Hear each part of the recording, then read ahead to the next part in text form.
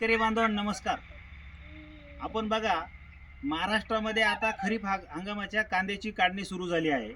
बाजार समित्यांमध्ये अजूनही काही थोड्याफार प्रमाणात जुना उन्हाळी कांदा येतोय. हा उन्हाळी कांदा शेतकऱ्यांनी मोठ्या अपेक्षेने चाळींमध्ये साठवलेला होता.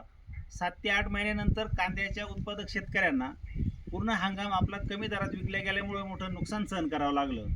आता हे खरीप कांद्याला जर आपण बघाल तर एकरी आपलं जे उत्पादन आहे ते कमी निघतंय, पण त्या तुलनेत आपल्याला जे बाजारभाव मिळायला पाहिजे ते अजूनही 1500 ते 2000 इथपर्यंतच मिळत आहे. कांदा उत्पादक शेतकऱ्यांना अलीकडच्या वाढत्या महागाईनुसार जो खर्च वाढतोय, मग तो खत औषधांचा खर्च असेल, मजुरीचा वाढता खर्च असेल, तो संपूर्ण शेती करणंच आता महागडं झाल्याने किमान 3000 व त्यापेक्षा अधिकचा दर सातत्याने मिळणं गरजेचं आहे. जागतिक बाजारपेठेमध्ये भारत सरकारने कांद्याच्या निर्यातीबद्दल सातत्याने घेतलेल्या चुकीच्या धोरणामुळं आज आपण जगाच्या पेठेमध्ये बाजारपेठेत आपला कांदा पाहिजे तेवढा पाठवू शकत नाही किंवा तो निर्यात होत नाही. आज जरी निर्यात सुरू असली तर त्या तुलनेत निर्यात जास्त होत नाही आणि दिवसेंदिवस कांद्याची निर्याती कमी होत राहिल्याने देशांतर्गत कांद्याचा आपण मुबलक पुरवठा करण्याला सक्षम आहोत, पण आपल्या अतिरिक्त कांद्याला भाव मिळत नाही आणि त्याच्यामुळं शेतकरी कांद्याच्या उत्पादनामधून नफा कमावण्याऐवजी नुकसानीत जात आहे. याच्यामध्ये कायमस्वरूपी आपल्याला बदल घडवून आणायचा असेल तर सरकारी धोरणं आपल्याला शेतकऱ्यांच्या हिताचे कसे निर्माण होतील त्यासाठी सरकारकडे जोरदार पाठपुरावा करावा लागणार आहे. आज महाराष्ट्रातील शेतकऱ्यांचा कांदा जो चाळींमध्ये साठवलेला होता तिथं शेतकऱ्यांना दर मिळाले नाही.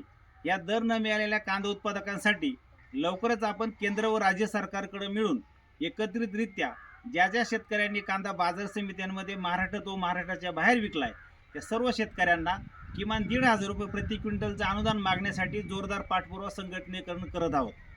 त्याचबरोबर आता जो नवीन लाल कांदा आपला सुरू झालेला आहे, पावसाळी कांदा जो आपण लागवडी केलेल्या होत्या, या कांद्याची आपण काढणी करताना कुठल्याही प्रकारे घाई करू नका. वारंवार आम्ही हेच सांगतोय, बाजार समित्यांमध्ये महाराष्ट्रात कुठे एकदम जास्त आवक होणार नाही याची काळजी घ्यायची आहे आणि ज्या बाजार समित्यांनी जे वास्तववादी बाजारभाव आहे तेच बाजारभाव शेतकऱ्यांना तिथं दिले पाहिजे. अचानक काही अधिकचे बाजारभाव दाखवून प्रत्यक्षात शेतकऱ्याला कमी बाजारभाव देण्याचे नुकसानीचं काम कुठल्याही बाजार समितीने करू नये, हे आव्हान आम्ही या व्हिडिओच्या माध्यमातून संबंधित बाजार समित्यांना करत आहे. आणि आपण आपला जो कांदा आहे पुढील काळामध्ये चांगला सुकवून चांगली प्रतवारी करून त्या बाजार समित्यांमध्ये विक्रीसाठी घेऊन जायचं आहे. कुठल्याही शेतकऱ्याने शिवार खरेदीमध्ये असेल किंवा बाजार समित्यांमध्ये असेल उधारीत कांदा विकायचा नाही.